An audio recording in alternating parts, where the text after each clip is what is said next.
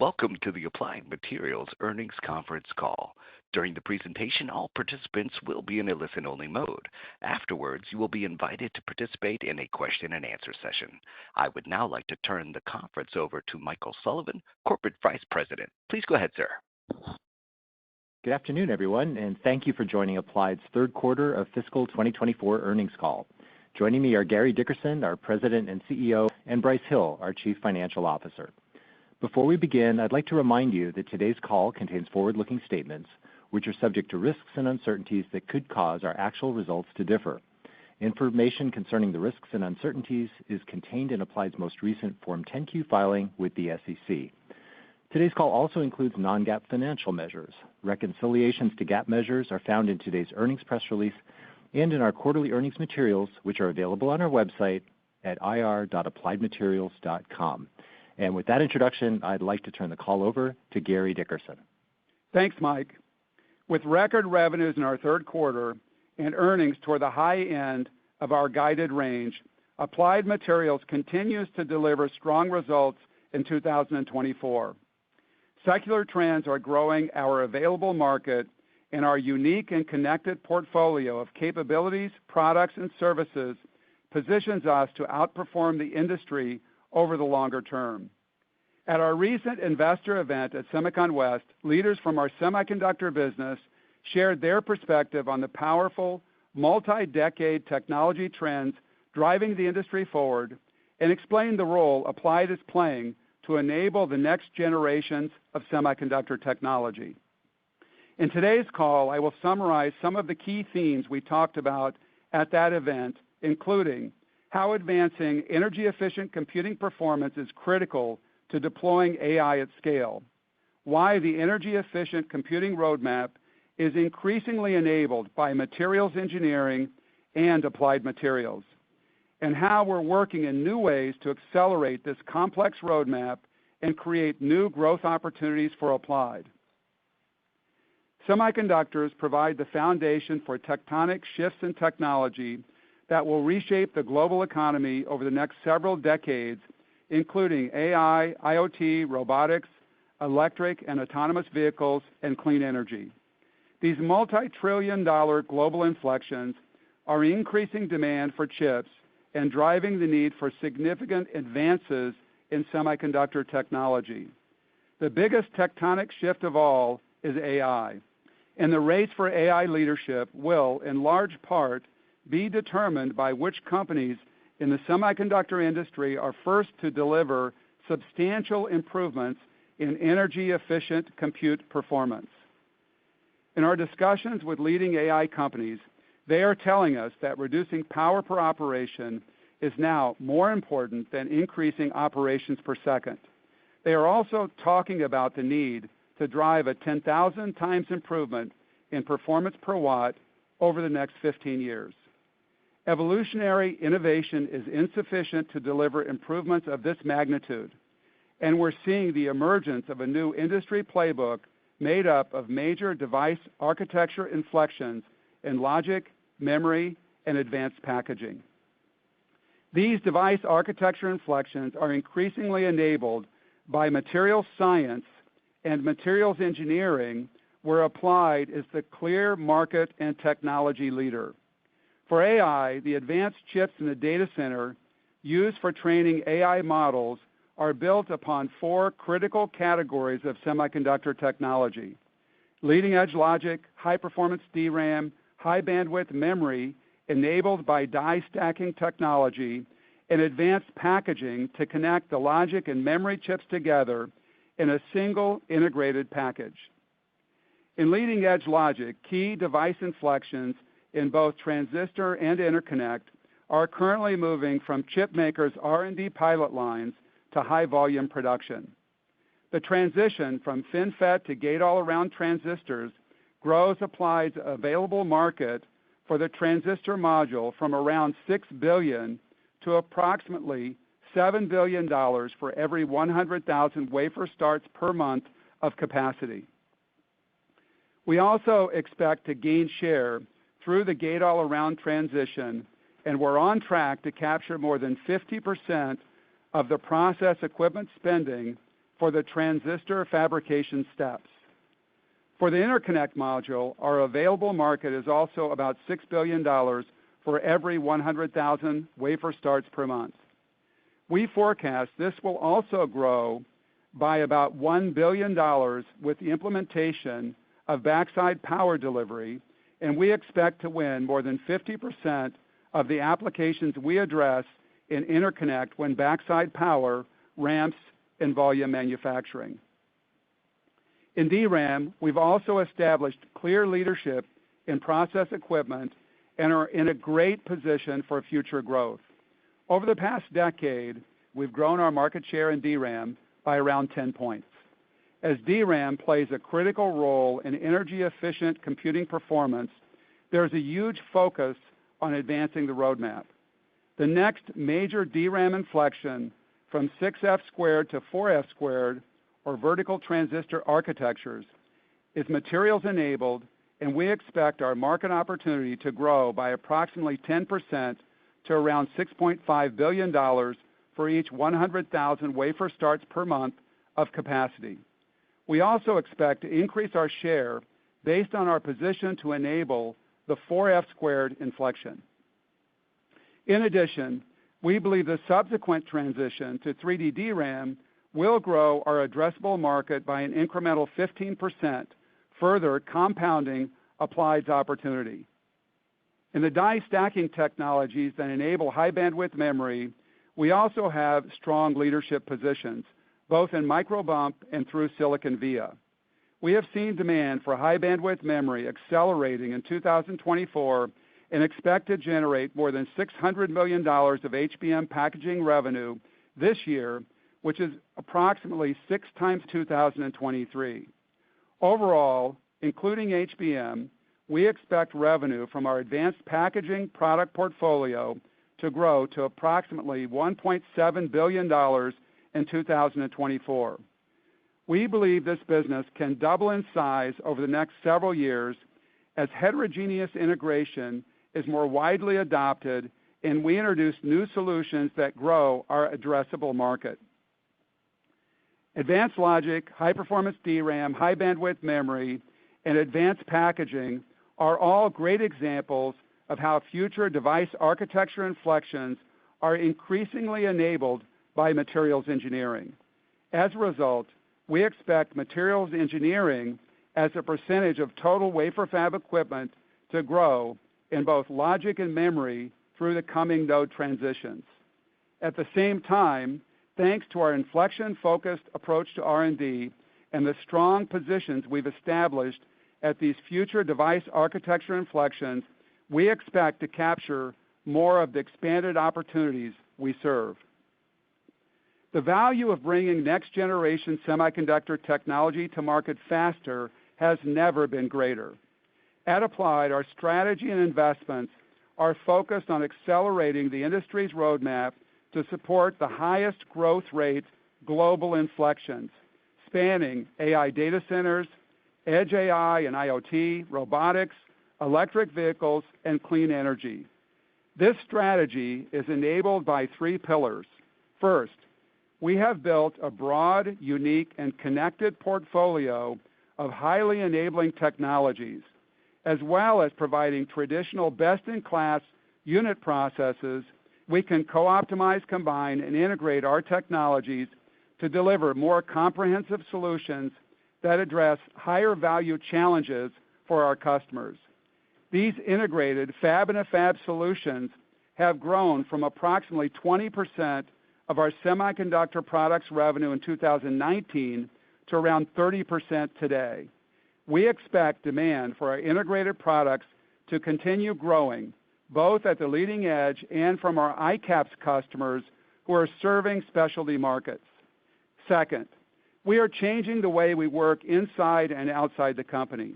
Over the past 5 years, we have built new capabilities and dedicated teams focused on module integration, device design and simulation, data analytics and AI, advanced packaging, and ICAPS. At the same time, we are driving earlier, deeper, and more extensive collaboration with our customers and partners to win the device architecture inflection races accelerate mutual success rates, and increase investment efficiencies. To further support these collaborative partnerships, we will build out our global EPIC platform over the next several years, which is specifically designed for high-velocity innovation and commercialization of next-generation technologies. And third, we are helping customers transfer new technology into high-volume manufacturing faster and then optimize performance, yield, output, and cost in their factory operations. This is supporting double-digit growth in services, with a high percentage of our service revenue coming from subscriptions in the form of long-term agreements. Overall, AGS delivered another record quarter, which is their 20th consecutive quarter of year-on-year growth. Before I hand over to Bryce, I'll quickly summarize. Applied Materials is delivering record results in 2024, and we're in a great position to benefit from secular growth trends over the longer term. Semiconductors are the foundation for tectonic shifts in technology, which will reshape the global economy over the next several decades. This is driving increasing demand for chips, as well as the need for significant advances in semiconductor innovation. The race for AI leadership depends on delivering significant improvements in energy-efficient compute performance in the range of 10,000 times over the next 15 years. The need for more energy-efficient compute is driving major device architecture inflections within the semiconductor roadmap that are enabled by materials engineering and applied materials innovations. This expands our served market and is accretive to our share. And the increasingly complex industry roadmap creates new collaboration and growth opportunities for Applied, enabled by our broad, unique, and connected portfolio of capabilities, products, and services. Finally, as you may be aware, Mike Sullivan will be retiring at the end of this calendar year and handing the reins to Liz Morali, who recently joined Applied as our new head of investor relations. I would like to say a huge thank you to Mike for his many contributions to the success of our company and congratulate him on an outstanding career. Now, over to Bryce. Thank you, Gary. And I'd like to thank our teams for their strong execution this quarter, which enabled us to deliver record revenue, improved operational performance, and healthy gross margin. Today, I'll summarize the market environment, discuss our Q3 performance, and share our Q4 outlook. As Gary mentioned, Mike Sullivan plans to retire from Applied at the end of this calendar year. Liz Morali has joined Applied as our new Vice President of Investor Relations. Mike and Liz are working on a smooth handoff of the IR function beginning with our November earnings call. I hope you'll join Gary and me in congratulating Mike on his extraordinary career and leadership and welcoming Liz to Applied Materials. Beginning with the business environment, our revenue in Q3 as well as our outlook for Q4 reflect the industry's focus on the major inflections Gary highlighted earlier. We are seeing particularly strong pull related to AI and data center computing. Specifically, our DRAM system shipments remain strong, even as DRAM sales in China decline as anticipated. Adoption of high bandwidth memory and other forms of advanced packaging continues to grow. And in foundry logic, leading edge investment is growing each quarter and becoming a larger percentage of our mix, while ICAPS demand remains strong overall. Turning to our Q3 performance, we delivered record revenue of $6.78 billion, which was up 5% year over year, with growth in all three segments. Operationally, we saw improvements in a number of key metrics such as manufacturing cycle times, linearity, and on-time delivery. These improvements give me confidence that we are preparing the company to more efficiently support the growth we are forecasting in the years ahead. The strong operational performance helped us deliver non-GAAP gross margin of 47.4%, which is up 100 basis points year over year. Non-GAAP operating expenses of $1.26 billion were up 8% year over year, and over 70% of the increase was driven by R&D programs aimed at the technology inflections Gary described. Non-GAAP EPS of $2.12 was up 12% year over year and 1 cent below our highest EPS quarter ever. Turning to cash flows and profit distributions in Q3, we generated nearly $2.4 billion in operating cash flow and over $2 billion in free cash flow. We distributed nearly $1.2 billion to shareholders, including the first 40-cent per share dividend and $861 million in stock buybacks. Turning to the segments, semiconductor system sales were $4.92 billion in Q3, up 5% year over year. Segment non-GAAP operating margin was 35%, up 130 basis points year over year.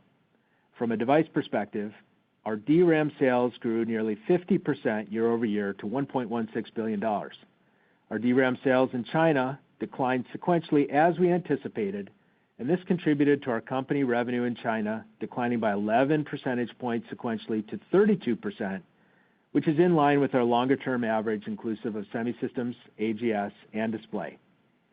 Our NAND memory sales grew 10% year over year to $203 million. Our foundry logic sales were down 4% year over year to $3.56 billion. Leading-edge foundry logic demand was lower year over year, but continued to strengthen on a sequential basis.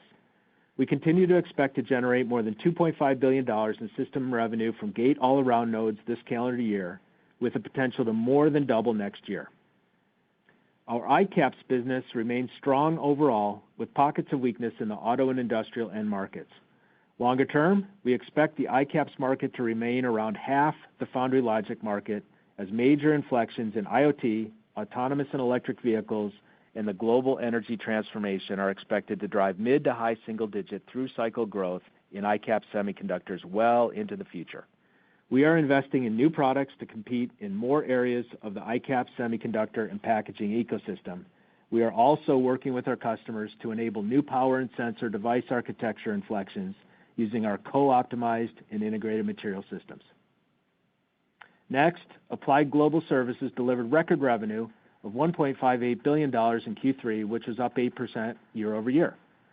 AGS recurring parts, services, and software revenue grew more than twice as fast as overall segment revenue during the quarter. AGS non-GAAP operating margin of 29.6% was up 230 basis points year over year, and non-GAAP operating profit was a record $467 million. From a business perspective, customer factory utilization continued to strengthen during the quarter across memory, foundry logic, and advanced packaging. Our leading indicators of future AGS growth remain positive. Our installed base of systems and chambers increased 7% year over year, and our average revenue per unit increased even more. Our average subscription agreement length increased to 2.8 years, and the renewal rate was above 90%. We continue to expect AGS to grow at a low double-digit rate over the long term. As a reminder, the consistency of our profitable growth in services gives us confidence in our ability to continue to increase our dividend per share. In fact, over the past 10 years, we have increased the dividend per share at a compound annual growth rate of approximately 15%. Moving to display, Q3 revenue of $251 million was up 7% year over year, and segment non-GAAP operating margin was 6.4%. While LCD equipment spending remains low, we are becoming more confident that the OLED technology found in smartphones will be adopted in notebook PCs and tablets, whose larger screen sizes will require a significant increase in capital investments.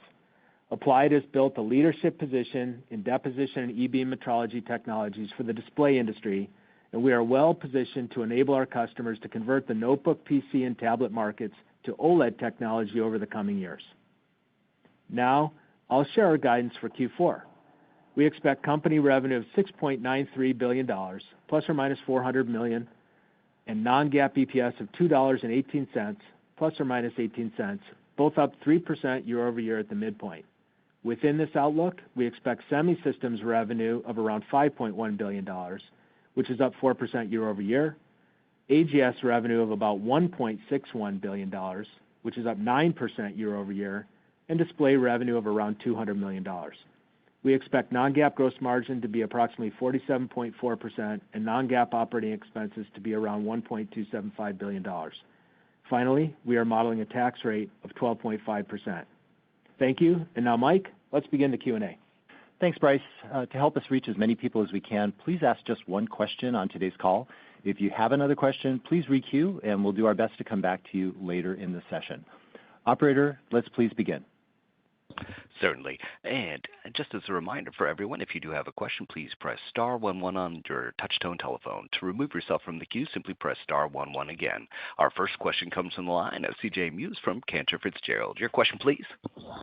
Yeah, good afternoon. Thank you for taking the question. I guess for my question, I was hoping you could speak to how your outlook for WFE in the second half of the year and for all of 2025 has evolved over the last 3 months. Obviously, tremendous strength, anything AI related, but elsewhere, kind of seasonal at best. So I guess first part of the question is, can you share with us how you're thinking about your silicon business in the second half of calendar 24 versus the first half? And then, the early signs that you see today and how that informs kind of your view, both positive and negative, into 2025. Thanks so much. Okay, CJ, thanks for joining the call. I think, what we're seeing in the business today when we look at Q3 and our Q4 outlook, very strong energy around the AI inflections that Gary talked about. So leading edge is accelerating. We highlighted that in the prepared remarks. Our forecast for $2.5 billion of gate-all-around related equipment in this fiscal year, we haven't changed that forecast. That stays the same. And when we think about DRAM and HBM memory, those kind of all go along with this energy we're seeing around the AI inflections and investments in that area. At the same time, our ICAPS business in both Q3 and Q4 remains very strong. We think that's robust. We can dig into that a little bit more during the call. But, if anything, over the last 30 days, you ask us, how we're feeling about the outlook. I would say the ICAPS business continues. It seems like every quarter we sort of raise our expectations with respect to ICAPS. So a lot of energy around leading edge, ICAPS remaining strong, very strong year for DRAM and HBM. Those are kind of the key themes. For 25, we're not giving specific guidance, but we just say we're pretty enthusiastic about gate-all-around and the technologies we've talked about on the leading edge.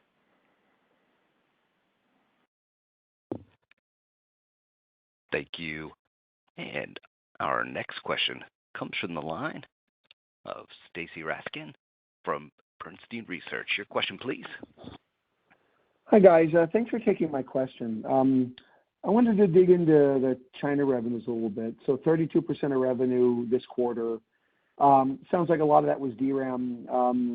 I guess that's what was it all DRAM? And then in the guidance for next quarter, and I guess your expectations going forward from there, do you expect the China mix to be staying around these levels in the low 30, or does it go higher or lower? Is there anything else going on with China that we need to be aware of?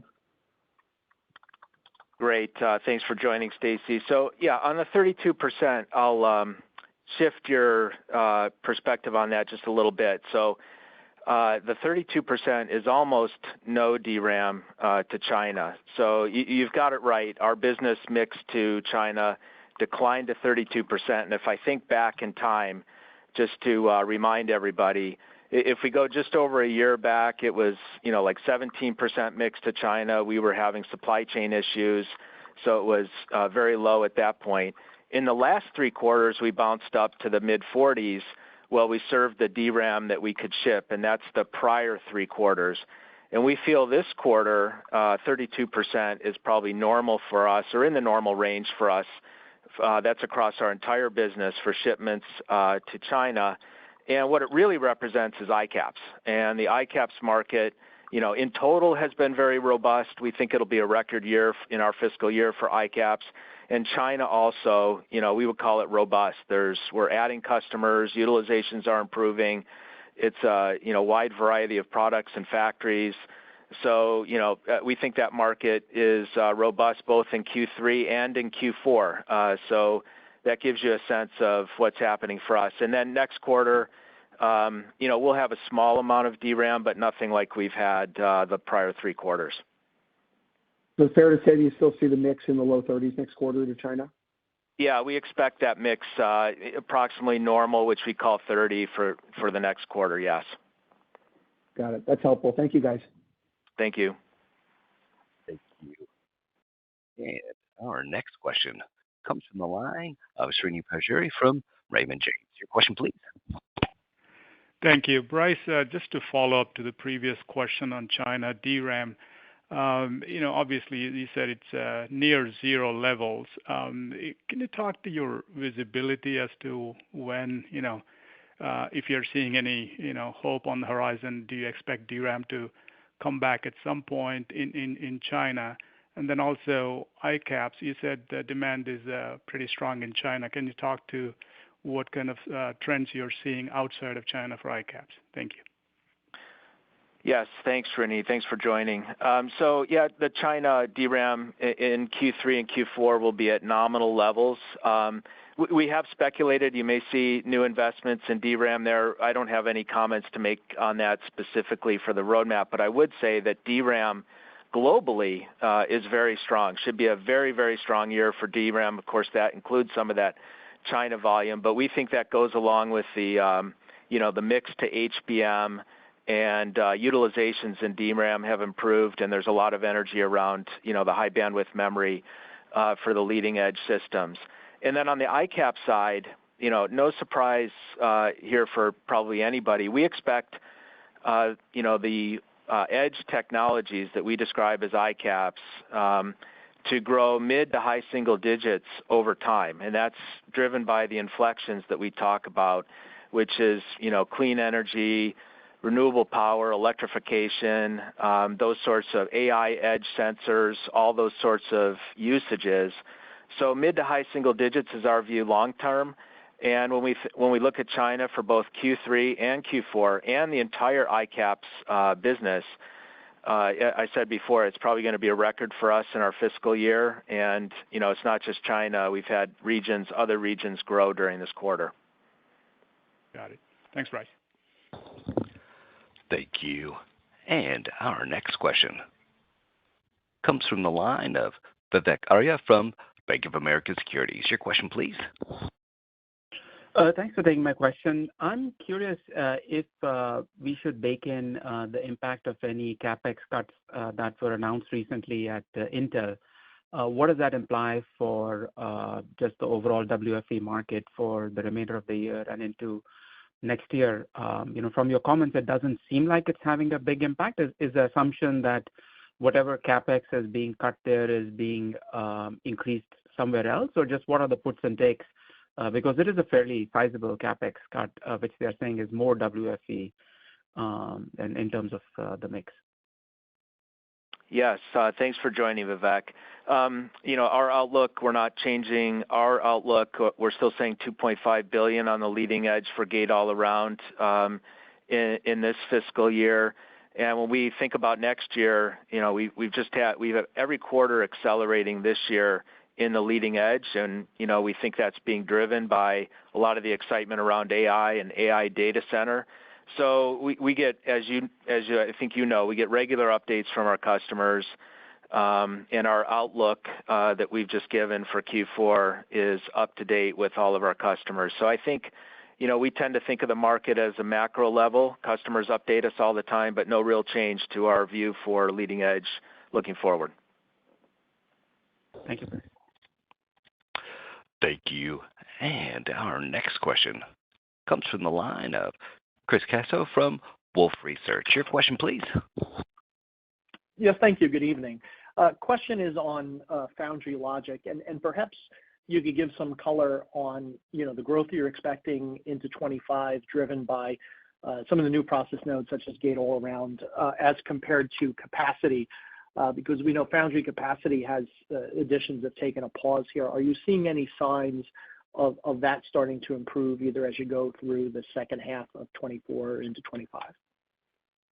Yes, thanks, Chris, and thanks for joining. When we think about leading logic, actually, I'll make a comment for utilizations. We've seen utilizations improve in every single end market this quarter, and our expectation is for that to continue next quarter. So, DRAM, NAND, ICAPS, and leading edge.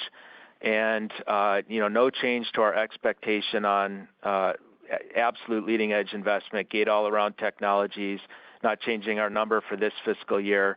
And we do think it's a harbinger for, acceleration next year as we look forward. We're not giving a guide for 25, but we think there's a lot of energy around the AI markets, and we see that in HBM, we see that in DRAM, we see that in leading edge acceleration. So we'll hope that those trends continue.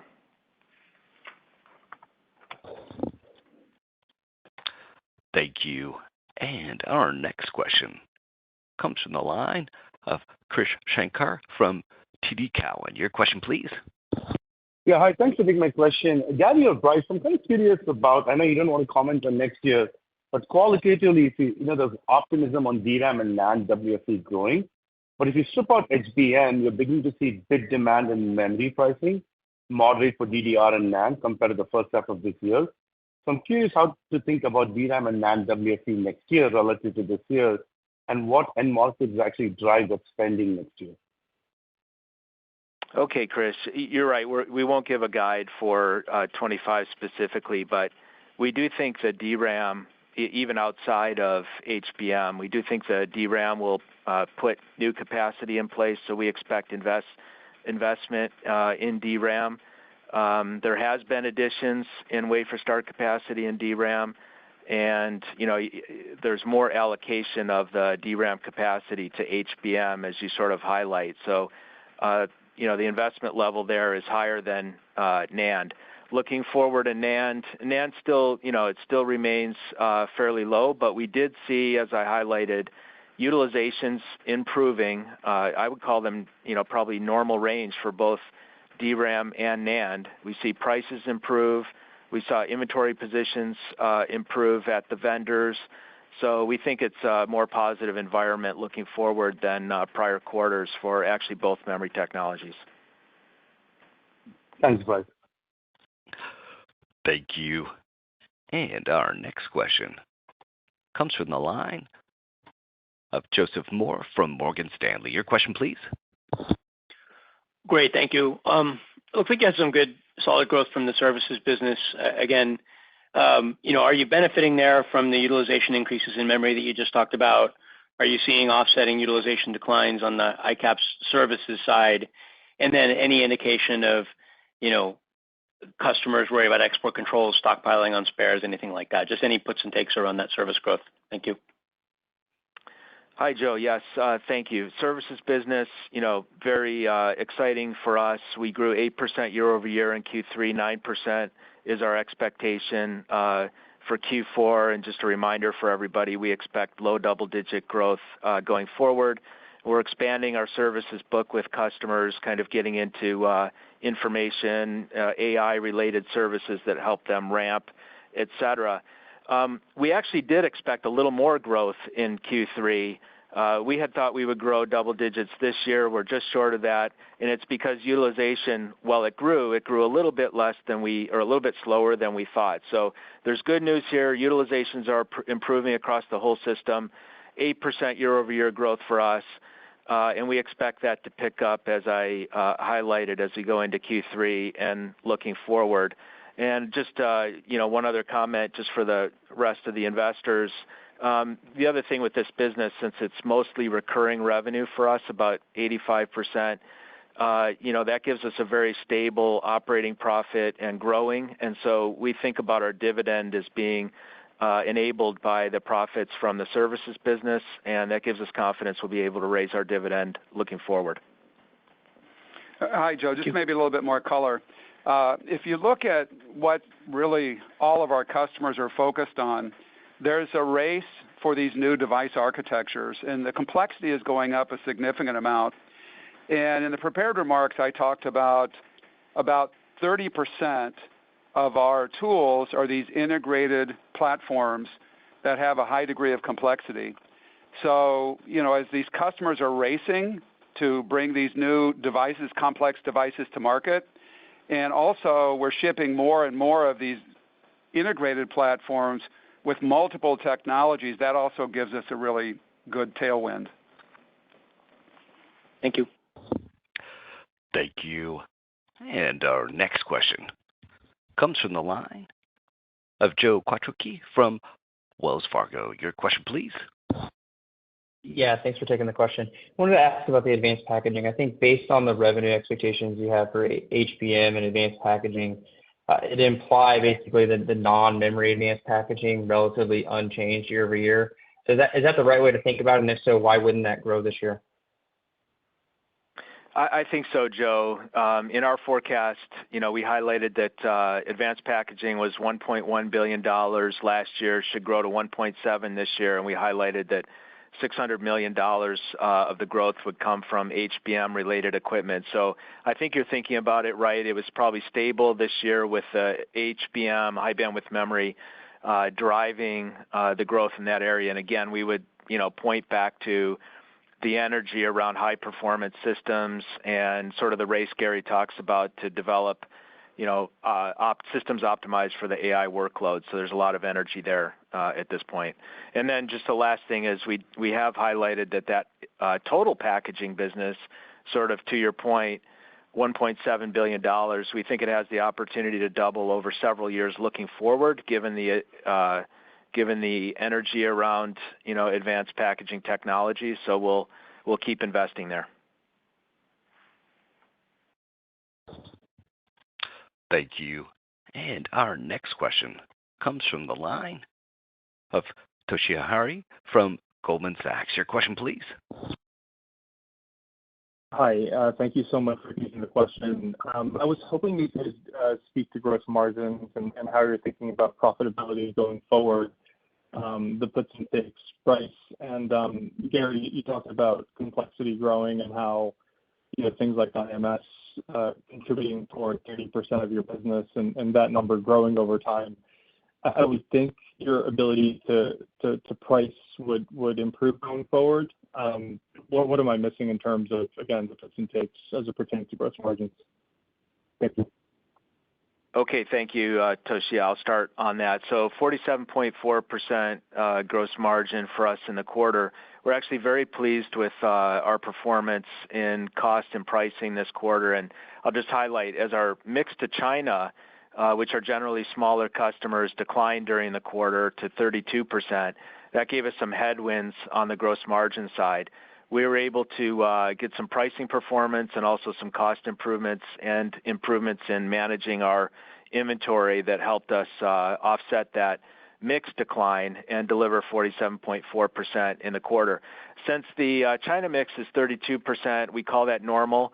I'll say now that 47.4 should be approximately our baseline level. And then we look forward. We've talked about a goal of getting to 48 or higher next year. That's still our goal. We think we can make improvements going forward. There's a couple of headwinds. If services or display grow faster than the core business, that can be a headwind. But that's still our goal, and we think we'll continue to make cost and pricing improvements. And then Gary on them. Yeah, Toshiya, again, our focus is really to enable our customers to accelerate their innovations for these new architectures, especially around AI data center. That data center will pass smartphones and PCs relative to wafer starts. Everybody is focused on energy-efficient computing.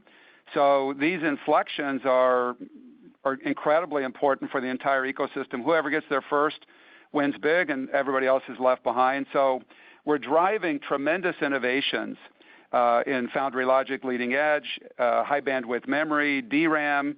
There's new architecture inflections. I talked about 4F squared, advanced packaging. So our positions in all of those inflections are very strong. We're on track to capture more than 50% of the inflection spending as those new devices ramp. And our goal is to move the needle for our customers and for Applied, and that includes how we drive value for them and how we drive our margins higher.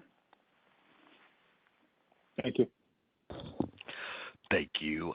And our next question comes from the line of Harlan Sur from J.P. Morgan. Your question, please.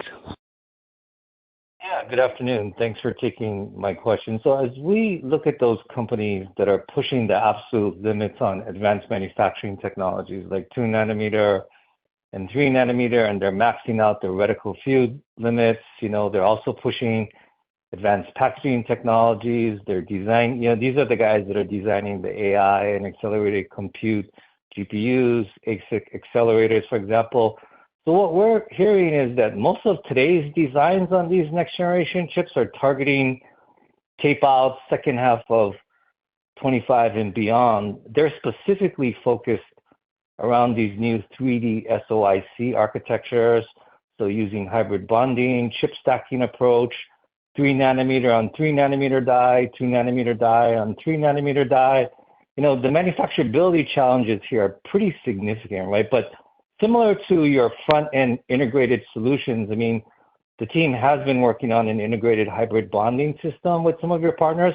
What's the timeline for introducing these integrated solutions, and will you be trying to intercept these next generation of 3D SoIC solutions coming to market, let's say in the 2026 timeframe? Oh, hi, Harlan. Thanks for the question.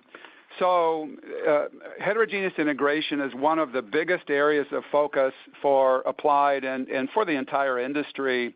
At our AI event, along with AMD at Semicon, there was a discussion around driving 100x improvement in energy-efficient computing. So again, this is the big race that everybody's focused on, and certainly packaging is a key part of that. So we're in deep engagements, really, multiple technology nodes, 5-10 years out into the future, and there's going to be tremendous innovations. If you look even at new DRAM technologies like 4F squared or high bandwidth memory, you're going to see adoption of hybrid bonding technologies that are going to be really important for those parts of this ecosystem. And you mentioned what's happening from a logic standpoint. So I think the great thing for Applied is we have this broad portfolio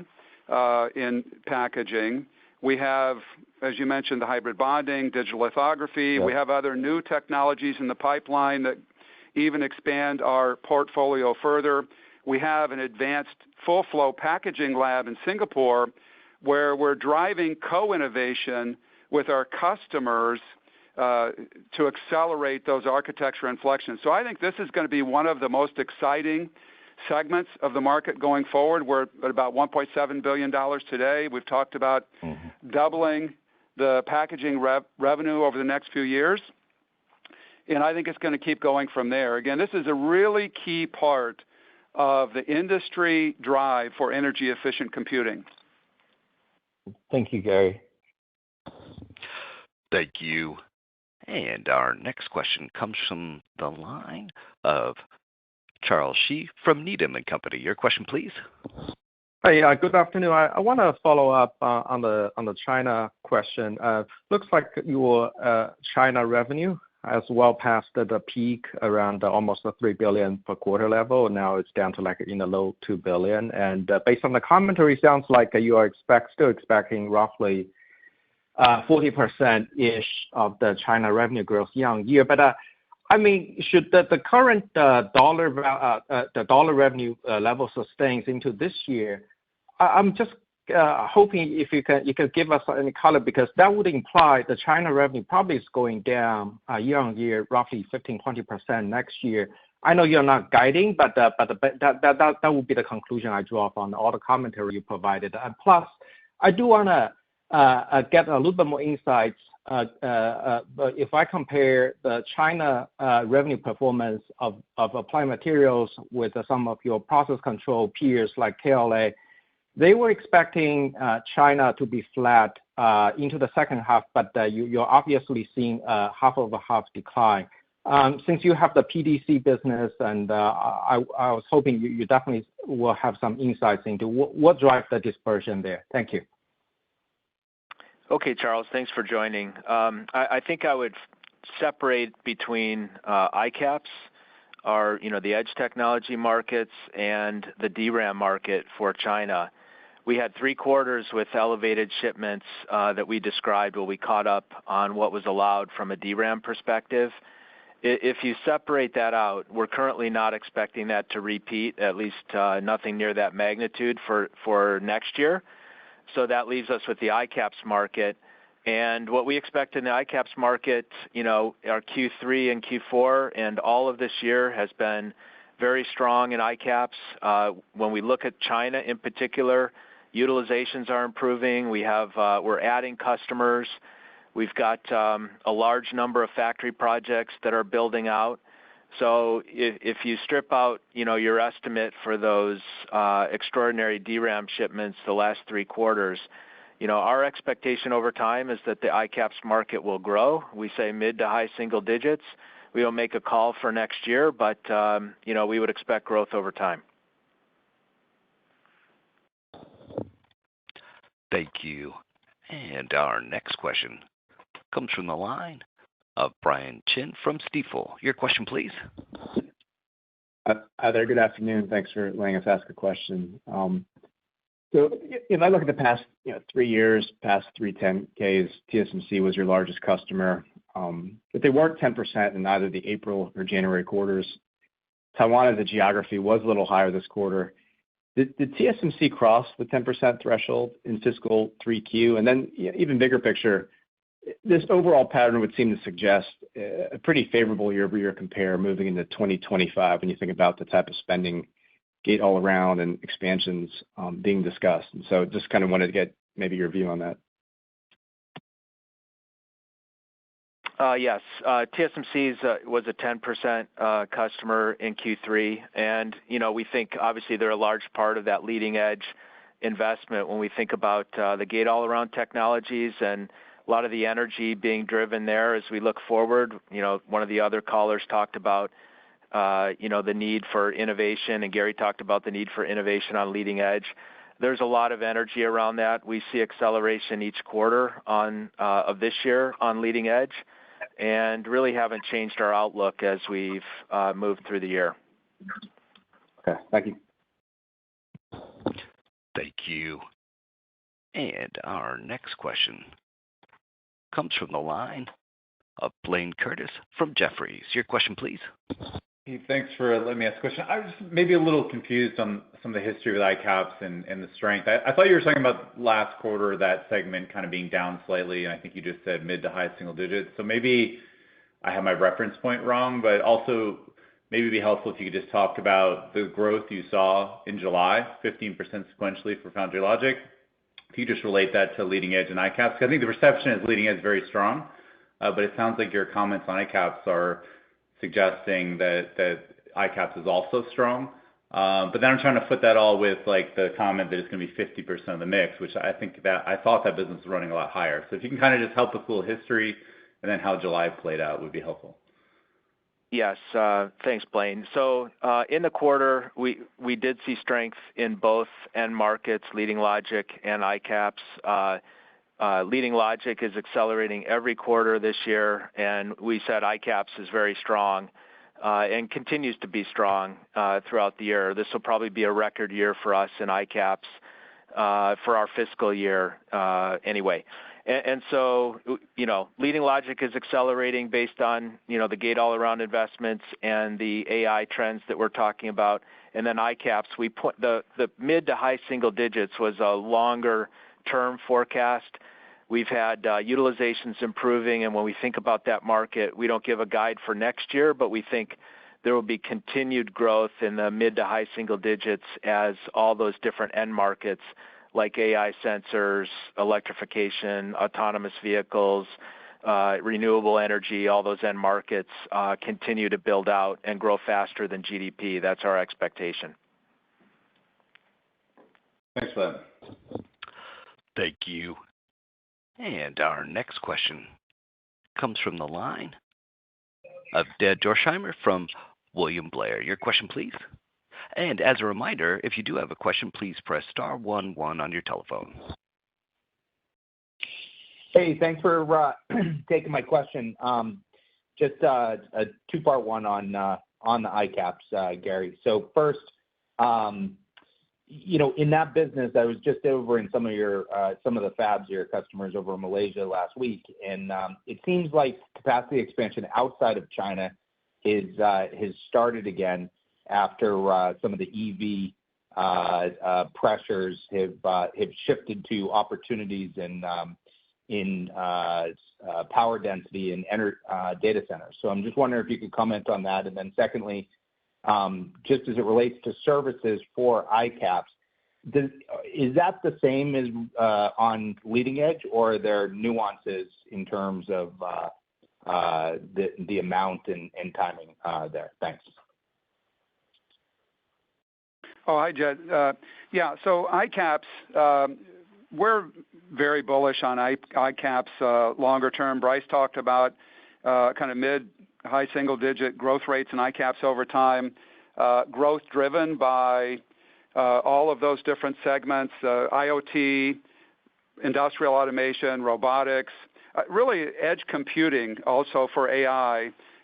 We think that's going to be a really strong business. I think many of the people on the call know that over 5 years ago, it's actually April 12th of 2019, we formed our ICAPS group. And since we formed that group, just to focus on that market for IoT, communication, auto, power, and sensors, we've had share gains in that market. We've introduced more than 20 major new ICAPS products. And this group is just completely focused on innovation in those device segments. And there are races that are happening there. Your comment on what's happening on the different device segments. If you look at power electronics, there will be some major architecture inflections that will happen there that are important for electric vehicles and renewable energy. And we have an ICAPS architecture innovation group co-innovating with our customers on those new ICAPS architectures. That's part of the strategy that we've built over the last 5 years. We have new products that are in the pipeline that will serve large ICAPS new segments and new products for cost-competitive applications. So, again, it's been a big focus for us over a number of years. We've built tremendous capabilities. From a service standpoint, ICAPS is also a good market for us. And that's part of that overall growth opportunity for us, not only on systems where we've gained a significant amount of share. I'm very positive on how we're positioned. The actions that we've taken, I think, really position us going forward in ICAPS. Bryce, I don't know if you want to add anything else. No, I would just say that 2 of our regions grew during this Q3. So, if the question is there investment in other areas of the world? Absolutely. And, we expect that to continue. Thanks for the question, Jed. And operator, we have time for 2 more questions, please. Certainly. And our next question comes from the line of Mehdi Hosseini from Susquehanna. Your question, please. Yes, thanks for taking my question. Just a very quick follow-up for Bryce. If you could give us an update with the progression towards the 48-49% gross margin target, I assume that's for fiscal year 25, and how the funding for the EPIC R&D Center, which I think is a $4 billion project, is going to impact those targets. Thank you. Okay, thanks, Mehdi. So the update, the gross margin at 47.4, we expect to make, we talked about very gradual improvements as we work towards that 48, and that would still be my expectation. You see, actually, the movement between last quarter and this quarter was modest. We, fought those headwinds that we had from a mix perspective. On the EPIC, we did get the notice that we're not getting the grant, but EPIC, that's an important platform for us. It stands for Equipment Process Innovation and Commercialization. It's going to allow us to accelerate co-innovation with all of our customers. We are continuing with that investment. It will elevate our CapEx as we look forward, and we are benefiting from the investment tax credit that's related to those types of projects. So we still do have some help from the government from that perspective. And just a couple other modeling notes since we're on CapEx. So as we look forward, the CapEx will for the EPIC Center and in general will be at a higher run rate than we've had in the past. If you look forward in your modeling, just wanted to highlight that Q1 will be our normal step up for pay-related increases. and that you can look at the history to see what that step up should look like if you're modeling that. And then the last piece would be our tax rate. Tax rate at next year expectation will be 14% versus the 12.5 this year, as more of our worldwide mix will be U.S. related, so that will change the tax mix. So thanks for the opportunity to get those in there. Yeah, Mehdi, this is Gary. Maybe just a little bit more color on Epic. As we've talked about, the whole industry is in a race to be first to market to deliver innovations for energy-efficient computing.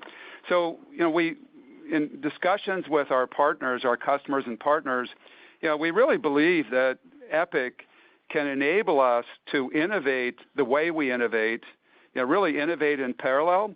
So accelerating both for our customers and partners and for Applied, our ability to bring those energy-efficient innovations to market. So, the concept, we're getting tremendous traction and pull with our customers and partners. We also think of Epic as a global platform.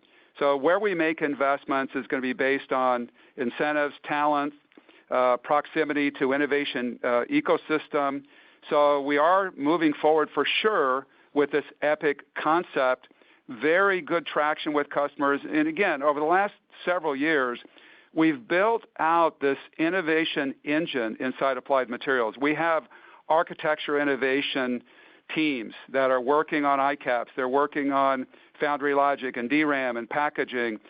We have this unique and connected portfolio of materials innovations that are crucial for all of those major inflections.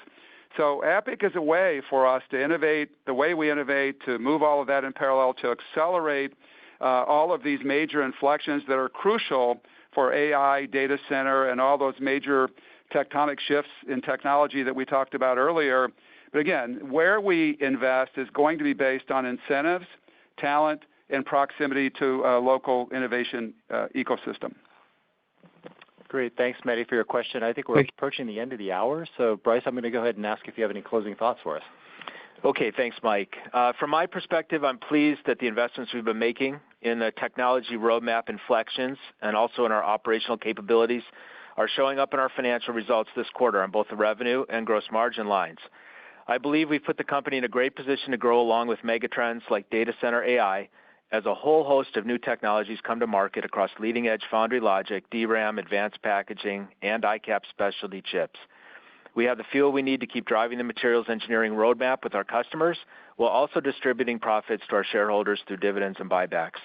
Gary will be at the Goldman Sachs conference in San Francisco on September 11th, and I hope to see many of you at the Citi conference in New York on September 4th. Mike, thank you, and please close the call. Okay, thanks, Bryce. And we'd like to thank everybody for joining us today. A replay of today's call is going to be available on the IR page of our website by 5 o'clock Pacific time. Thank you for your continued interest in Applied Materials. Thank you, ladies and gentlemen, for your participation in today's conference. This does conclude the program. You may now disconnect. Good day.